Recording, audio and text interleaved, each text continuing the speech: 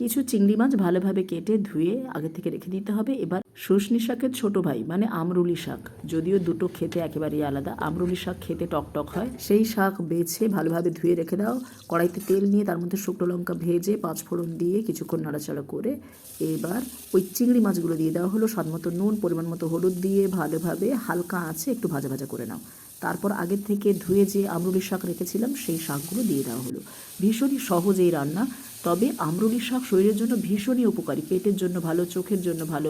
এতে প্রচুর পরিমাণে ভিটামিন সি আছে, সে কারণে চুলের জন্য, আমাদের স্কিনের জন্য খুবই ভালো। এরপর একদম হালকা আঁচে বেশ কিছুক্ষণ নাড়াচাড়া করে নেওয়ার পর সামান্য একটু জল দিলাম।